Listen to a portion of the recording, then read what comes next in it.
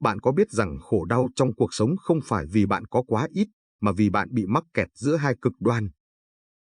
Đức Phật đã dạy rằng để thoát khỏi khổ đau, chúng ta cần đi trên con đường trung đạo. Vậy trung đạo là gì? Làm sao để áp dụng nó vào cuộc sống? Trong video này, chúng ta sẽ cùng khám phá triết lý này qua góc nhìn của Nagarjuna, một bậc thầy Phật học. Nếu bạn đang tìm kiếm sự cân bằng và bình yên trong tâm hồn, hãy ở lại, vì câu trả lời sẽ nằm ngay trong video này. Trung đạo không phải là khái niệm đơn thuần chỉ sự cân bằng hay lựa chọn giữa hai cực đoan, mà đó là một triết lý sống, một cách nhìn nhận thực tại vượt thoát khỏi những giới hạn do chính chúng ta tạo ra. Theo Đức Phật, trung đạo chính là con đường dẫn đến giải thoát, đưa con người ra khỏi sự ràng buộc của dục lạc thái quá và khổ hạnh cực đoan. Nhưng điều làm trung đạo trở nên đặc biệt không nằm ở sự thỏa hiệp, mà ở chỗ nó mở ra một cách tiếp cận hoàn toàn mới, không bám chấp vào bất cứ điều gì, cũng không phủ nhận bất cứ thứ gì. Hãy quay ngược thời gian, trở về hơn 2.500 năm trước, khi Đức Phật còn là một hoàng tử sống trong cung vàng điện ngọc. Thái tử Tất Đạt Đa đã từng chìm trong mọi thú vui mà một người có thể tưởng tượng. Nhưng sau khi chứng kiến cảnh sinh, lão, bệnh, tử, Ngài nhận ra rằng sự hưởng thụ vật chất không thể mang lại hạnh phúc bền lâu. Sau đó, Ngài bước vào con đường khổ hạnh, ép xác đến mức cơ thể suy kiệt, gần như mất mạng. Và chính tại thời điểm tưởng chừng tuyệt vọng ấy, Ngài nhận ra rằng cả hai con đường này đều không phải là cách giải thoát thực sự. Ngài ví cuộc sống như một cây đàn. Nếu dây đàn quá trùng, âm thanh sẽ không vang, nhưng nếu dây đàn quá căng, nó sẽ đứt. Trung đạo chính là giữ dây đàn ở mức vừa đủ, nơi mà sự hài hòa xuất hiện.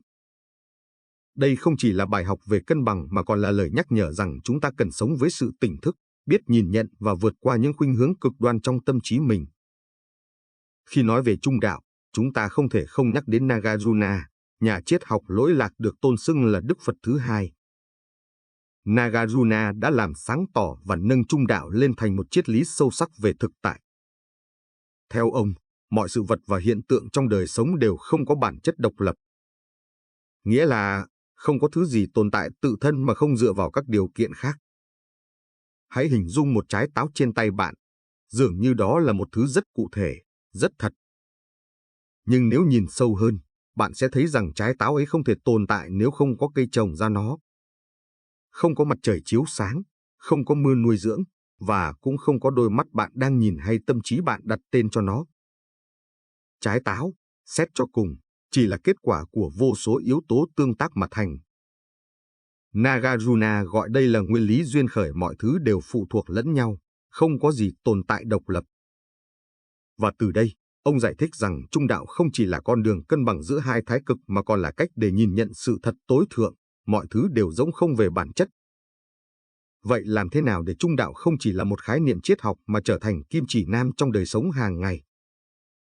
Trong suy nghĩ, chúng ta thường bị mắc kẹt trong những quan niệm cố định đúng hoặc sai, được hoặc mất, thành công hoặc thất bại. Trung đạo dạy rằng không có gì là tuyệt đối. Sự thật thường nằm ở những khoảng không gian giữa các thái cực. Hãy học cách linh hoạt trong tư duy, không bám chấp vào một quan điểm mà luôn mở lòng đón nhận những góc nhìn khác. Trong hành động, có những lúc chúng ta làm việc đến kiệt sức, nghĩ rằng thành công là tất cả. Nhưng cũng có lúc chúng ta rơi vào trạng thái buông xuôi, chẳng còn động lực gì. Trung đạo khuyến khích chúng ta hành động một cách vừa đủ, không quá căng thẳng, nhưng cũng không lười biếng. Trong mối quan hệ, các mối quan hệ thường rơi vào hai trạng thái, hoặc là quá dính mắc, hoặc là đẩy nhau ra xa. Trung đạo nhắc nhở rằng chúng ta không cần phải kiểm soát hoàn toàn người khác, nhưng cũng không nên thờ ơ. Hãy biết giữ sự quan tâm đúng mực, vừa yêu thương vừa tôn trọng tự do của nhau. Ngày nay, khi chúng ta đối diện với áp lực công việc, mâu thuẫn trong các mối quan hệ hay sự bất an trong tâm hồn, trung đạo vẫn là một lời khuyên quý giá. Thay vì cố gắng tìm kiếm sự hoàn hảo hay kiểm soát tất cả, hãy học cách sống linh hoạt, chấp nhận rằng mọi thứ đều không cố định. Như Nagarjuna từng nói, mọi thứ đều phụ thuộc lẫn nhau, giống như sóng trên biển. Không có sóng nào tự đứng một mình, nhưng từng đợt sóng vẫn hiện hữu, nhấp nhô trên đại dương bao la. Cũng như vậy, chúng ta không tồn tại độc lập, mà là một phần của dòng chảy cuộc sống.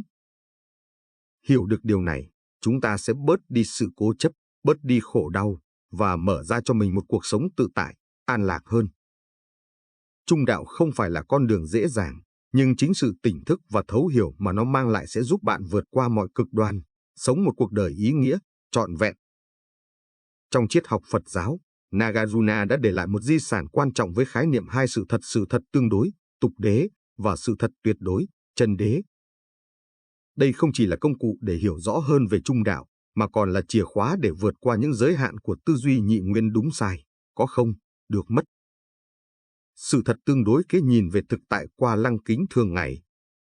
Sự thật tương đối là những gì chúng ta cảm nhận, suy nghĩ và định nghĩa về thế giới. Đó là những quy ước xã hội, ngôn ngữ và cách con người diễn giải thực tại. Chẳng hạn, bạn nhìn vào một chiếc ghế và gọi nó là chiếc ghế. Tên gọi ấy giúp bạn giao tiếp, sử dụng và hiểu rằng đó là một đồ vật để ngồi. Nhưng sự thật tương đối luôn có giới hạn. Chiếc ghế mà bạn thấy không thực sự là chiếc ghế, nó chỉ được gọi như vậy dựa trên sự chấp nhận chung của xã hội. Nếu tháo rời từng mảnh gỗ, liệu bạn có còn gọi đó là chiếc ghế? Hay khi nó bị đốt cháy thành tro, cái tên ghế có còn ý nghĩa? Qua đây, Nagarjuna muốn nhắc nhở rằng tất cả mọi thứ trong đời sống đều chỉ là sản phẩm của những mối quan hệ và điều kiện tương tác. Chúng tồn tại, nhưng không có bản chất độc lập, không cố định. Sự thật tuyệt đối nhìn sâu vào bản chất rỗng không. Khi bạn vượt qua những định nghĩa và nhãn dán bề mặt, bạn sẽ chạm đến sự thật tuyệt đối nơi mọi thứ đều không có tự tánh, Svabhava. Nagarjuna không phủ nhận sự tồn tại của vạn vật mà ông chỉ ra rằng chúng tồn tại trong sự rỗng không, tức là không có một bản chất cố định nào. Hãy quay lại ví dụ về chiếc ghế. Ở cấp độ tuyệt đối, chiếc ghế không phải là một vật thể biệt lập, mà là sự kết hợp của gỗ, thợ mộc, thời gian và vô số yếu tố khác. Không có cái ghế nào tự nó sinh ra, tự nó tồn tại, hay tự nó diệt đi. Điều này dẫn đến một kết luận sâu sắc, mọi sự vật hiện tượng đều duyên khởi chúng sinh ra và tồn tại dựa vào nhau, không gì tồn tại một cách độc lập. Mối quan hệ giữa hai sự thật tích hợp vào cuộc sống. Nagarjuna không cho rằng hai sự thật này mâu thuẫn, mà chúng bổ trợ cho nhau. Sự thật tương đối giúp chúng ta vận hành trong đời sống hàng ngày, giao tiếp, làm việc, yêu thương. Nhưng khi đối diện với những nỗi đau, sự thất vọng hay bất như ý, sự thật tuyệt đối nhắc nhở chúng ta rằng tất cả những điều ấy chỉ là tạm thời, không có bản chất cố định, và vì vậy, không đáng để bám chấp. Ví dụ, bạn có thể cảm thấy tổn thương khi ai đó chỉ trích mình.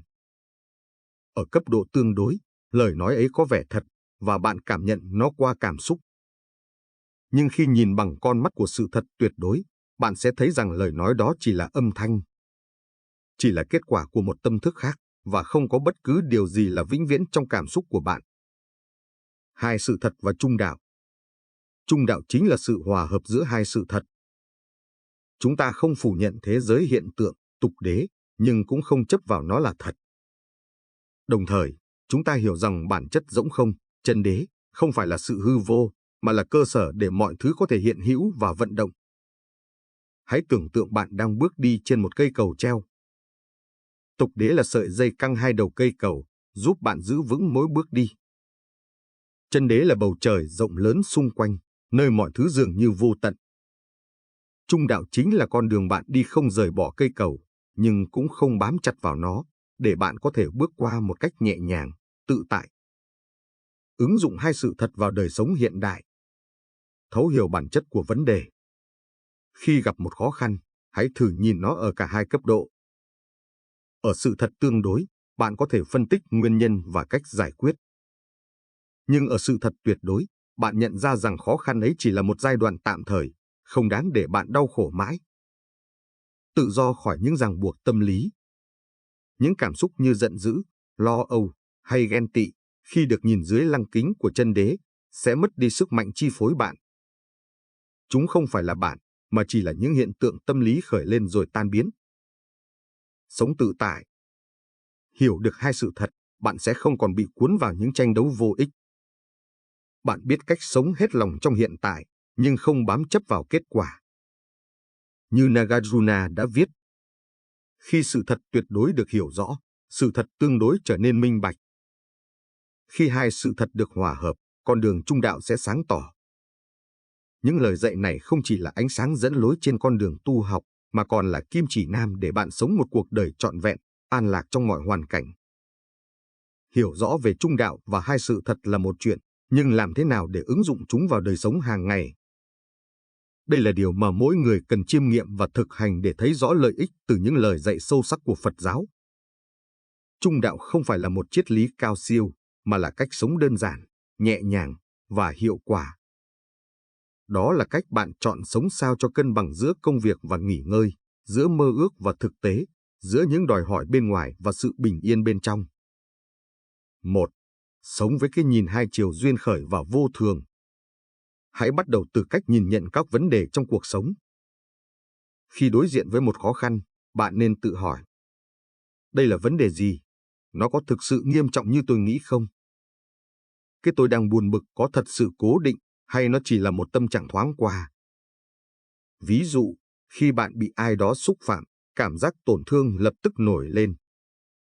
Nhưng nếu nhìn sâu hơn, bạn sẽ thấy rằng lời xúc phạm ấy chỉ là kết quả của duyên khởi, tâm trạng của người nói, hoàn cảnh lúc đó, và sự diễn dịch của chính bạn. Nhận ra điều này, bạn sẽ thấy mình không cần phản ứng mạnh mẽ, mà chỉ cần thở sâu, mỉm cười, và để mọi thứ trôi qua. Mỗi lần nhìn một vấn đề với cả hai chiều của sự thật sự kiện bên ngoài, tục đế, và bản chất rỗng không, chân đế, bạn sẽ thấy cuộc sống nhẹ nhàng hơn. 2. Giữ tâm bình lặng, không bám chấp, không buông xuôi. Trung đạo dạy chúng ta rằng không nên bám chấp vào những gì mình có, nhưng cũng không nên thờ ơ hay buông xuôi. Không bám chấp, hãy thử nhìn vào những điều bạn đang sở hữu: một căn nhà, một chiếc xe, một mối quan hệ. Tất cả những điều ấy đều quý giá, nhưng nếu một ngày bạn mất đi chúng, bạn sẽ ra sao? Trung đạo dạy rằng mọi thứ đều vô thường, nên việc bám chấp vào chúng chỉ làm bạn thêm khổ đau.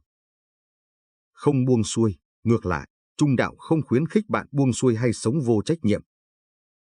Khi hiểu rõ bản chất duyên khởi, bạn sẽ biết rằng mọi hành động đều có giá trị và ý nghĩa riêng. Hãy sống hết mình trong hiện tại, làm tốt nhất có thể, nhưng không bị ám ảnh bởi kết quả. Ví dụ, khi trồng một cái cây, bạn cần tưới nước và chăm sóc, nhưng không thể ép nó ra hoa ngay lập tức. Trung đạo là sự kiên nhẫn, tin tưởng vào quá trình, và chấp nhận kết quả tự nhiên của nó. 3. Hài hòa giữa công việc và đời sống. Lời nhắc từ trung đạo. Trong thế giới hiện đại, áp lực công việc thường khiến con người mất cân bằng. Một ngày, bạn có thể bị cuốn vào những cuộc họp triền miên, những kế hoạch chưa hoàn thành, và cảm giác mệt mỏi triền miên. Trung đạo khuyên chúng ta không nghiêng quá về tham công tiếc việc, nhưng cũng không được lười biếng hay bỏ bê trách nhiệm. Làm thế nào để cân bằng? Đặt giới hạn rõ ràng, hãy dành thời gian nhất định trong ngày cho bản thân, dù chỉ 15 phút để thiền, đọc sách, hoặc đơn giản là thở sâu. Tập trung vào chất lượng hơn số lượng, thay vì cố gắng làm quá nhiều việc, hãy chọn những việc quan trọng nhất và làm thật tốt. Nhắc nhở bản thân về giá trị của hiện tại, dù đang làm việc, hãy dành vài giây để cảm nhận hơi thở và nhận ra rằng bạn đang sống. 4. Xây dựng lòng từ bi, sống hài hòa với mọi người. Một phần quan trọng của việc sống trung đạo là biết cách đối xử tử tế với những người xung quanh. Nagarjuna từng nói rằng, hãy yêu thương như chính bạn đang yêu thương sự an lạc trong tâm mình. Điều này có nghĩa là bạn cần giữ thái độ bao dung, không chỉ với người khác mà cả với chính mình. Hãy nhớ, đừng phán xét người khác quá vội vàng. Khi thấy ai đó hành động không đúng, thay vì nổi giận, hãy tự hỏi, điều gì đã khiến họ trở nên như vậy? Cái nhìn sâu sắc này sẽ giúp bạn cảm thông hơn. Tha thứ và buông bỏ, những gì đã qua thì không thể thay đổi. Tha thứ không phải là chấp nhận cái sai, mà là cách bạn giải phóng chính mình khỏi nỗi khổ đau. 5. Tìm niềm vui trong những điều nhỏ bé, thực hành an nhiên. Cuối cùng, trung đạo không phải là một hành trình xa xôi, mà là cách sống với những điều nhỏ bé xung quanh. Bạn có thể bắt đầu bằng việc uống một tách trà thật chậm, cảm nhận hương vị và nhiệt độ của nó. Đi dạo và để ý đến từng bước chân, từng ngọn gió, từng âm thanh của thiên nhiên. Dành thời gian trò chuyện với những người thân yêu mà không bị phân tâm bởi điện thoại hay công việc. Những điều nhỏ bé này, khi được thực hiện với tâm thái bình an, chính là cách bạn thực hành trung đạo trong đời sống hàng ngày. Trung đạo không phải là một con đường đơn độc, mà là hành trình mà bạn có thể thực hiện trong từng phút giây của đời sống. Nó không đòi hỏi bạn phải trở thành một nhà triết học hay một nhà sư, mà chỉ cần bạn sống chậm lại, nhìn sâu hơn và hiểu rằng mọi thứ đều là duyên khởi.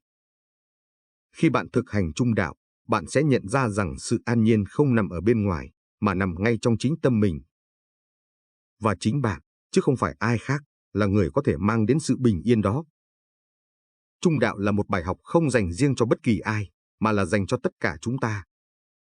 Trong cuộc sống hiện đại đầy áp lực, những giá trị mà Đức Phật để lại qua con đường trung đạo có thể trở thành kim chỉ nam để bạn sống an nhiên, hạnh phúc mà không bị xao động bởi những yếu tố ngoại cảnh. Hãy bắt đầu từ những điều nhỏ bé. Tự hỏi bản thân mỗi ngày, tôi đang sống quá thiên về một phía hay đang giữ được sự cân bằng? Thực hành chánh niệm, hãy dành ít nhất 5 phút mỗi ngày để thiền định hoặc lặng yên quan sát hơi thở. Đây là cách đơn giản nhất để kết nối với sự tĩnh lặng bên trong. Sống với sự cảm thông, khi đối diện với khó khăn hay người khác làm bạn tổn thương, thay vì phản ứng ngay, hãy nhìn mọi chuyện bằng cái nhìn của duyên khởi. Cuộc sống là một chuỗi những lựa chọn, và bạn có thể chọn sống trong đau khổ, dằn vặt hoặc chọn sống một cách cân bằng và bình an. Trung đạo chính là câu trả lời để bạn tìm được lối đi cho mình. Nếu bạn cảm thấy nội dung này hữu ích, hãy chia sẻ video đến bạn bè, người thân, những người cũng đang tìm kiếm sự bình an trong cuộc sống bộn bề. Đừng quên để lại ý kiến của bạn trong phần bình luận. Bằng cách lan tỏa những giá trị này, bạn cũng đang góp phần mang lại năng lượng tích cực đến với thế giới. Hãy nhớ, sự thay đổi không đến từ ai khác, mà bắt đầu từ chính bạn. Vậy nên, ngay từ hôm nay, hãy chọn sống trung đạo,